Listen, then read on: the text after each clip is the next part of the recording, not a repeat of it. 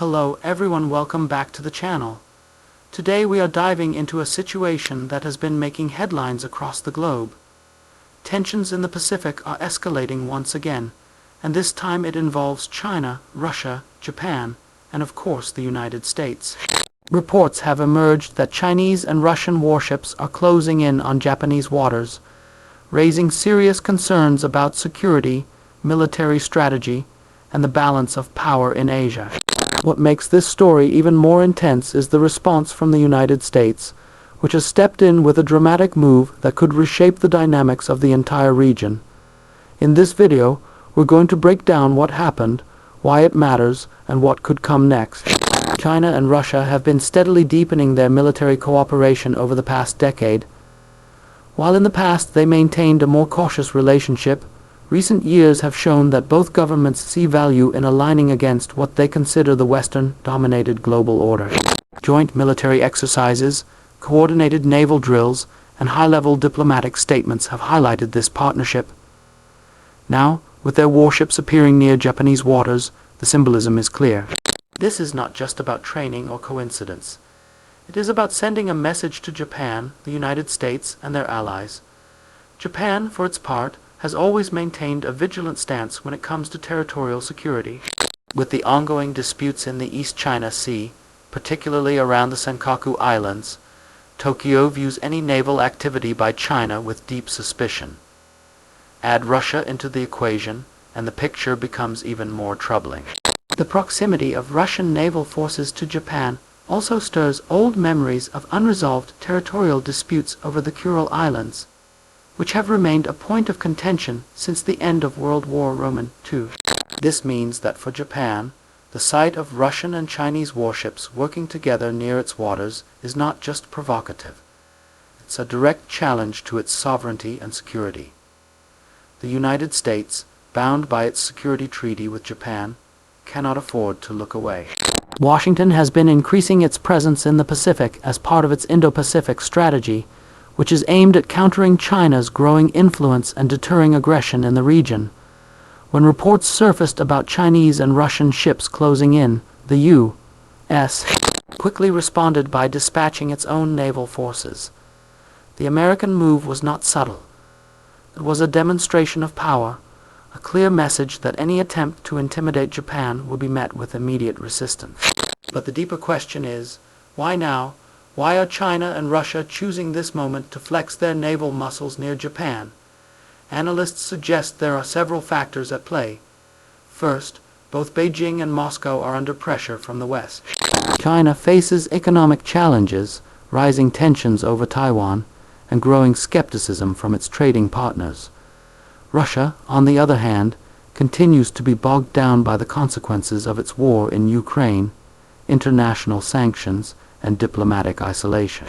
By staging a joint show of force in the Pacific, they signal to the world that despite their individual struggles, together they can still project significant power. Another factor is the shifting role of Japan itself. In recent years, Japan has been gradually moving away from its strictly pacifist defense policy. Under successive governments, Tokyo has increased defense spending, expanded its missile defense systems, and strengthened ties with the U.S. and other partners like Australia and India through the Quad Alliance. This evolution has not gone unnoticed by China and Russia. They likely see Japan's strengthening military role as a threat to their regional ambitions. And what better way to push back than to test Japan's resolve with coordinated naval maneuvers? The U.S. reaction, however, is just as important as the provocation itself. By moving quickly, Washington demonstrates that its commitments to its allies are not just words on paper. The deployment of American naval power in the region reinforces the idea that Japan will not be left to face these challenges alone. This kind of reassurance is critical for maintaining alliances, especially at a time when many countries are weighing how to navigate the rising tension between major powers.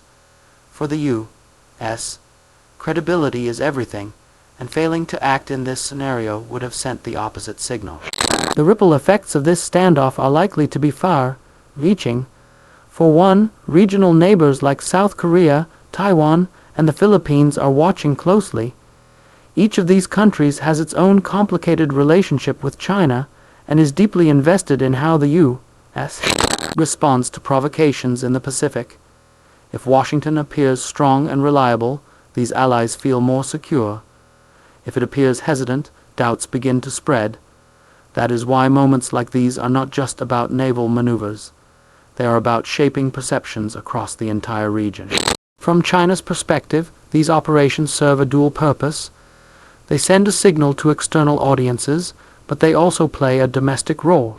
The Chinese government often uses displays of military strength to rally nationalist sentiment at home, particularly during times of economic slowdown or political uncertainty.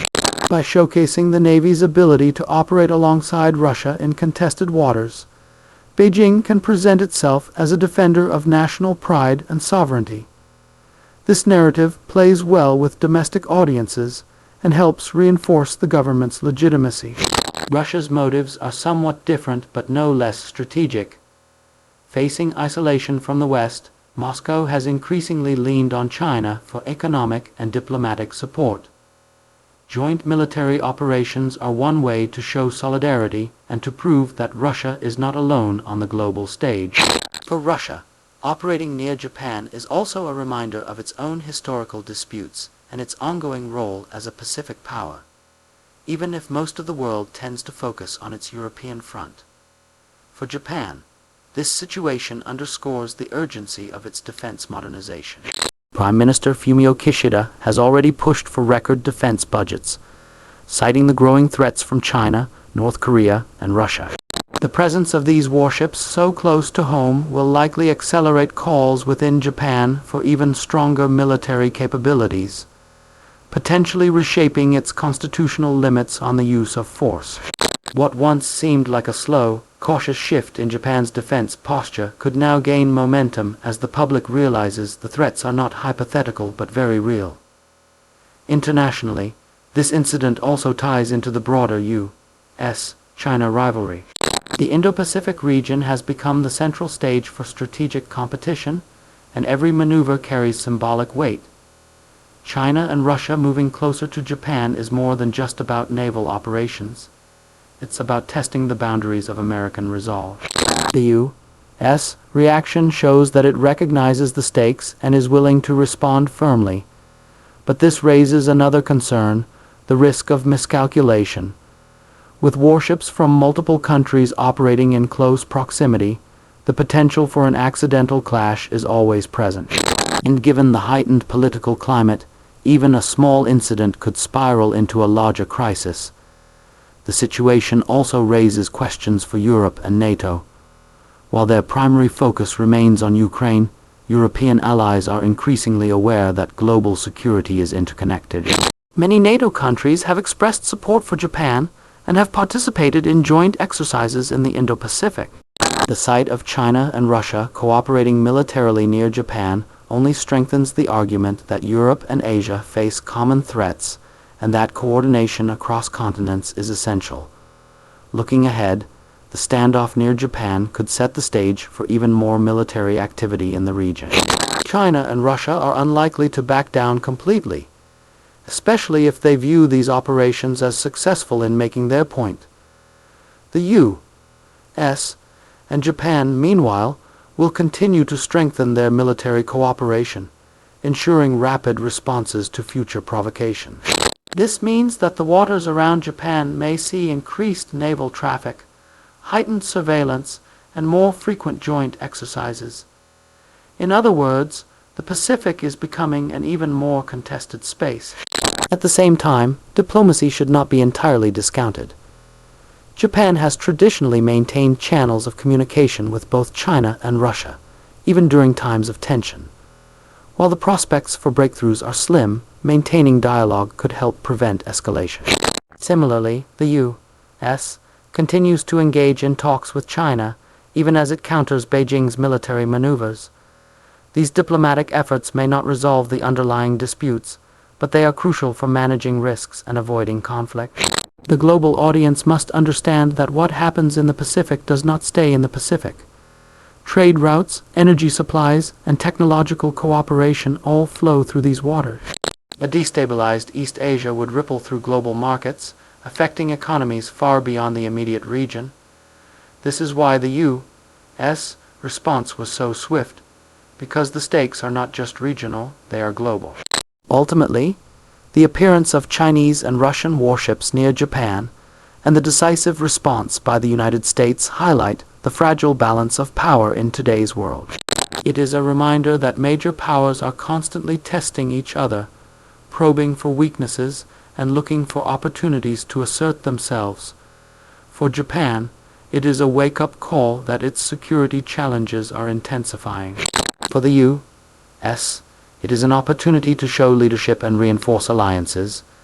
And for China and Russia, it is a statement that they will not be sidelined, no matter the obstacles they face. As the story continues to develop, the world will be watching closely. Will China and Russia continue their joint naval operations in the Pacific? Will the U.S. double down on its commitments to Japan and its allies? And how will Japan itself adapt to these challenges? These are the questions that will shape the next phase of international relations in Asia, and by extension, the entire world. What is clear is that the Pacific has become one of the most strategically important theaters of our time. The clash of ambitions, the struggle for dominance, and the defense of sovereignty are all playing out on its waters. The moves we are seeing today are not isolated incidents. They are part of a much larger story, one that will define global security for years to come. This incident, dramatic as it is, may only be the beginning. As long as the rivalry between great powers continues, the world should expect more shows of force, more standoffs, and more moments of danger. The question is whether leaders will find ways to manage these tensions responsibly, or whether missteps could lead to consequences that none of them truly want. For now, all eyes remain on the Pacific, where China, Russia, Japan, and the United States are locked in a contest that will shape the future of international order.